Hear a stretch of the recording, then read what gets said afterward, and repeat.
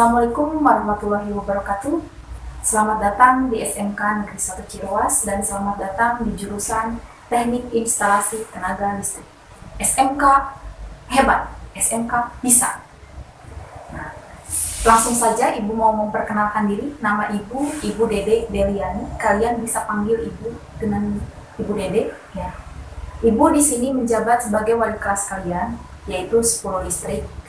Nah, Ibu mempunyai visi dan misi untuk membangun kelas kita 10 listrik biar menjadi yang terbaik. Visi Ibu atau tujuan Ibu adalah yang pertama, membangun kelas kita menjadi kelas yang kompak, hebat, dan terbaik. Gimana caranya? Yaitu misinya. Ibu akan menjelaskan misinya. Kalian harus yang pertama itu taat kepada Allah, itu udah pasti ya. Seperti orang yang akan takut pada Allah itu pasti takut pada semuanya ya, jadi harus taat kepada Allah dulu. Yang kedua itu adalah taat kepada orang tua.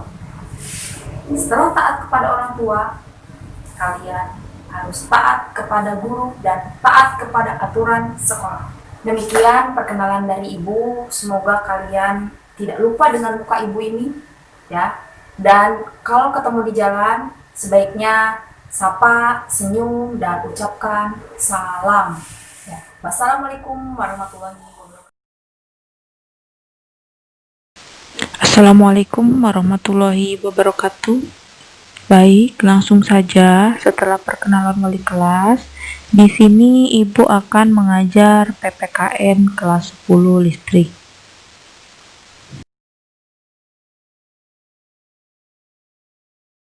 Sebelum memulai materi pelajaran, alangkah baiknya kita membaca bismillah terlebih dahulu. Bismillahirrahmanirrahim. Semoga belajar kita kali ini menjadi lebih berkah. Amin.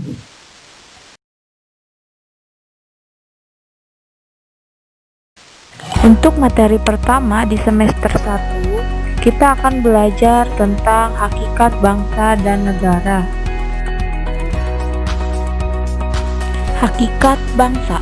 Bangsa adalah sekelompok orang yang memiliki kehendak untuk bersatu, yang memiliki persatuan, senasib, dan tinggal di wilayah tertentu, beberapa budaya yang sama, mitos leluhur bersama.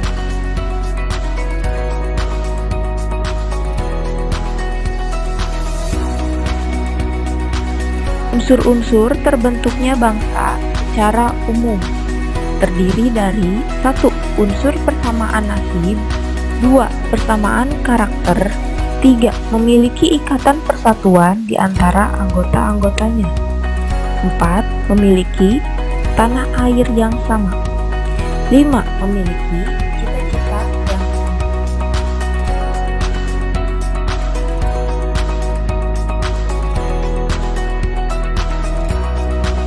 Unsur-unsur terbentuknya bangsa menurut ahli Hans Cohen.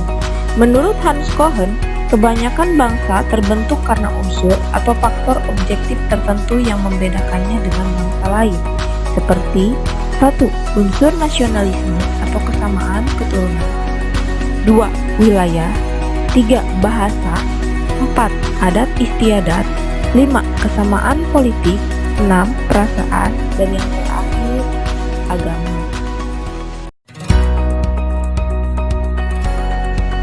Setelah tadi mendengarkan penjelasan tentang pengertian bangsa dan unsur-unsur bangsa, sekarang kita beralih ke hakikat negara.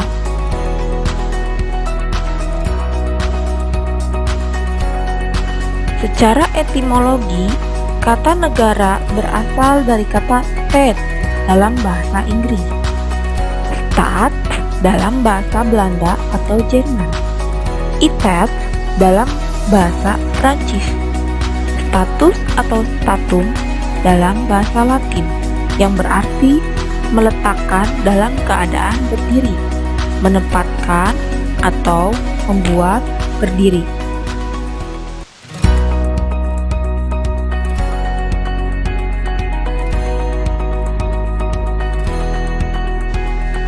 Pengertian negara menurut para ahli. Sebenarnya, Ahli yang mengungkapkan pengertian negara itu banyak. Namun, di sini Ibu hanya mencontohkan 4 saja. Yang pertama, George Jelinek menyatakan bahwa negara sebagai organisasi kekuasaan dan sekelompok manusia yang mendiami wilayah tertentu. Selanjutnya, menurut R. Djoko Suntono menyatakan bahwa negara adalah organisasi manusia atau kumpulan manusia yang berada di bawah suatu pemerintahan yang sama. Selanjutnya, Mr. Kernberg menyatakan bahwa negara adalah suatu organisasi kekuasaan yang diciptakan oleh suatu kelompok manusia yang disebut bangsa. Yang terakhir, menurut McIver, menyatakan bahwa negara sebagai organisasi politik.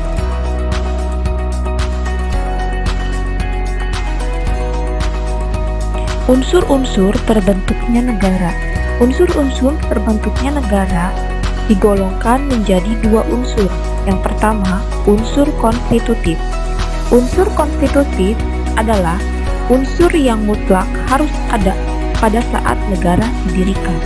Sedangkan unsur deklaratif adalah unsur yang tidak mutlak ada pada saat negara itu berdiri. Tetapi unsur ini boleh dipenuhi atau menyusul dipenuhi setelah negara itu berdiri.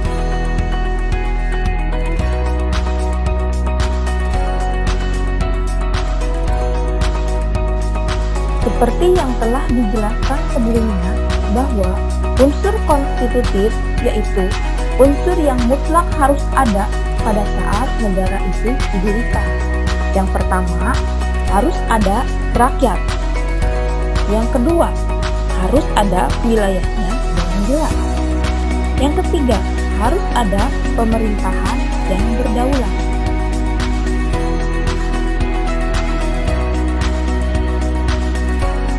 Unsur deklaratif merupakan unsur berupa pengakuan internasional secara fakta bahwa suatu negara ada, yang meliputi pengakuan de facto adalah pengakuan berdasarkan kenyataan atau fakta.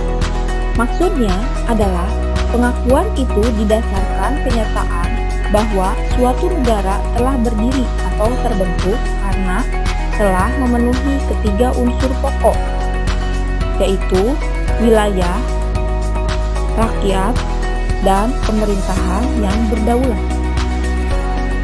Selanjutnya, pengakuan de jure. Pengakuan de jure adalah pengakuan terhadap sahnya suatu negara menurut hukum internasional. Dalam hal ini, dengan adanya pengakuan de jure, negara yang baru itu mendapat hak-hak dan kewajiban sebagai anggota masyarakat internasional.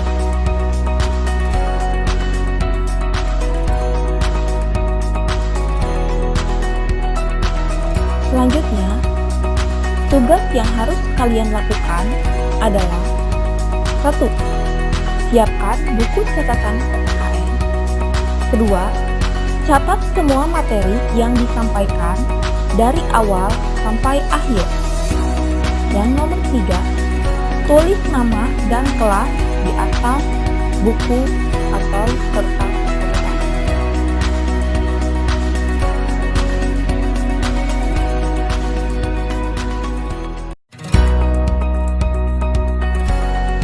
Petunjuk penyerahan tugas. Yang pertama, kirim tugas dengan bentuk foto WA Ibu. 2. Batas pengumpulan tugas ditunggu sampai jam 3 sore hari ini.